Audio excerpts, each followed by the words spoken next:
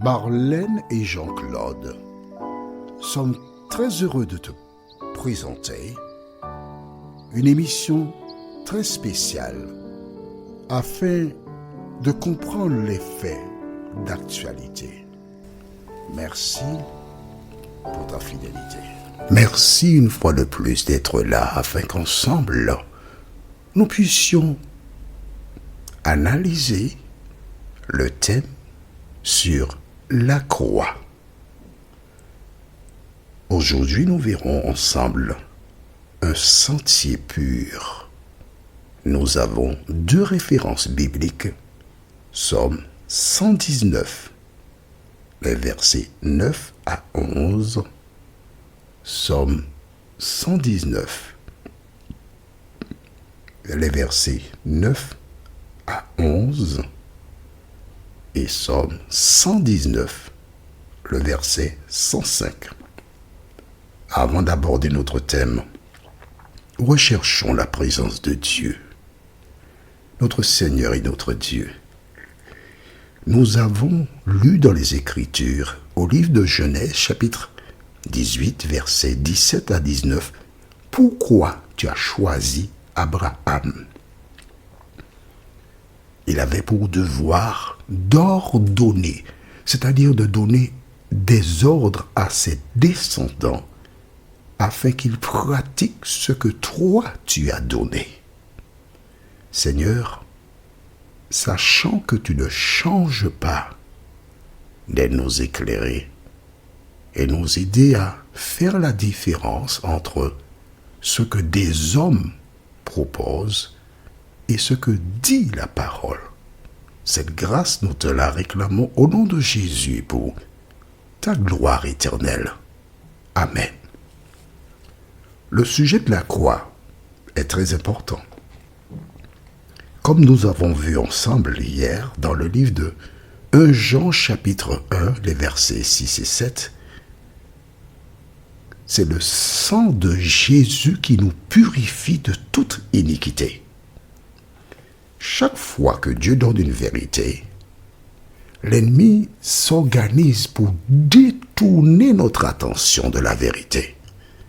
Nous avons vu ensemble que dans l'Ancien Testament, il y avait donc l'autel de pierre, sur ce dernier le bois et par-dessus l'animal. 3 éléments. Il fallait donc mettre à mort, saigner l'animal, et le sang était récupéré dans le temple. On plaçait sur les différents éléments dans le temple. Donc c'était le sang qui était important. Dans le Nouveau Testament, la croix représente l'autel de pierre, Jésus, le bois vert parce qu'il se compare au bois, et le sang rend le souffle, le sang. Et nous avons vu que le sang nous purifie de tout péché. Est-ce que c'est clair pour tout le monde? Alors, une question. Qui a créé la croix? J'ai en main mon téléphone portable. Tu poses cette question dans Google ou autre. Qui a créé la croix? Voici la réponse que j'ai trouvée.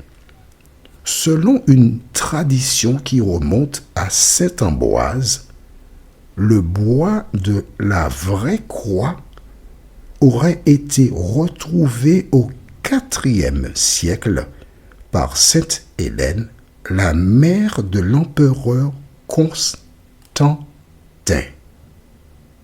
Donc 4 siècles après la mort de Jésus, on a trouvé, semble-t-il, la vraie croix sur laquelle il est mort, et à partir de cela, on a commencé à faire un petit travail. Prochaine question. Sur Wikipédia, quand la croix est-elle apparue dans la chrétienté? C'est-à-dire, à quel moment les chrétiens ont-ils introduit la croix dans leur service? Toujours sur le téléphone portable, tu poses la question. Nous voyons, les premières églises à croix inscrites furent probablement construites au 8e siècle et la forme est toujours en utilisation dans l'Église orthodoxe. Tu vois donc que la croix n'a pas d'origine biblique. Ce sont des hommes qui, 4e siècle, 8e siècle après la mort de Jésus, ont mis en place ce système.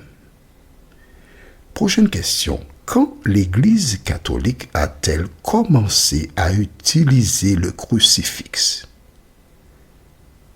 Le crucifix, une croix sur laquelle est présente une image du Christ, n'est pas connu pour avoir été utilisé avant le 6e siècle après Jésus-Christ. Alors une autre question. Pourquoi les protestants ne font-ils pas le signe de la croix? Mais dans les églises protestantes de sensibilité réformée, les protestants ne font en général pas le signe de croix. Cela est dû au fait que nous ne voulons pas laisser trop de place aux gestes religieux, aux rites, afin de bien nous rappeler que l'essentiel est dans le cœur, dans ce qui ne se voit pas.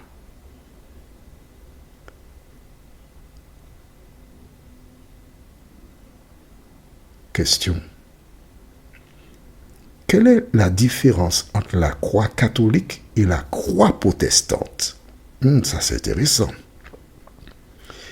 Tandis que les catholiques voient la voie du salut dans la foi, dans les œuvres méritoires et dans les sacrements, les protestants voient en Christ sur la croix l'unique et seule expiation possible pour les péchés des hommes. Alors, j'ai trouvé une question qui est intéressante. Jésus a-t-il inventé la croix? La réponse: l'histoire ne nomme pas l'inventeur, bien que l'on sache que son invention remonte probablement aux Assyriens ou aux Babyloniens. La croix fut ensuite utilisée systématiquement par les Perses tout au long du VIe siècle, avant Jésus-Christ.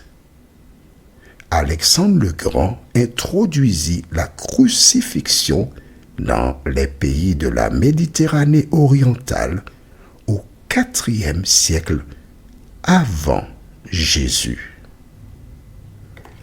Tu as toutes les réponses là. Alors pourquoi j'utilise ce moteur de recherche? C'est pour que tu vois que la croix telle qu'elle existe n'a rien à voir avec la Bible. Est-ce que c'est clair pour toi? C'est ça qui est important.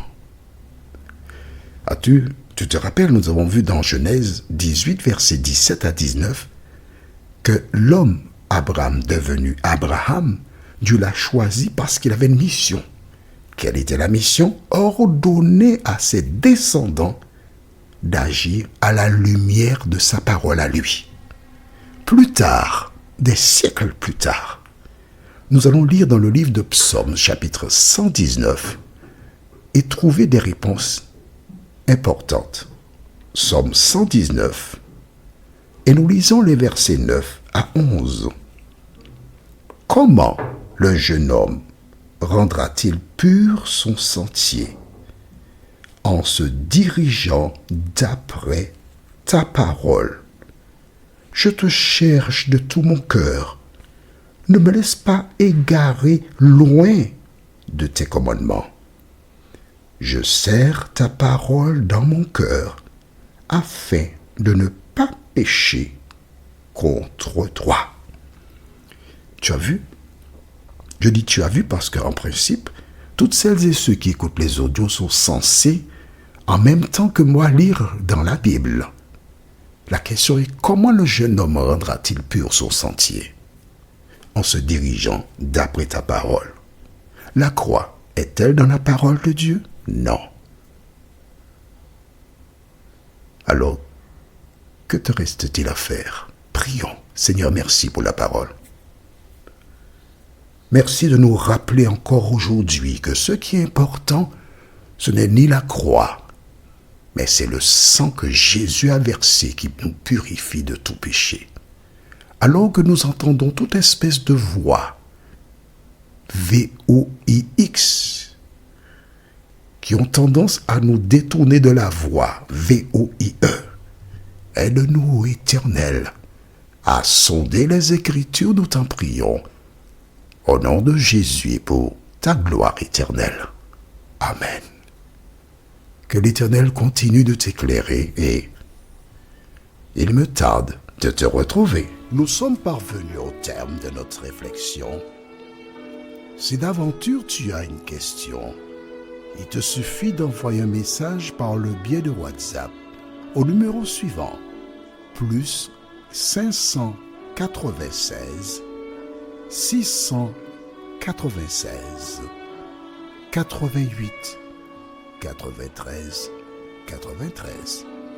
Et alors Jean-Claude, moi, je me ferai un réel plaisir de répondre à ta question.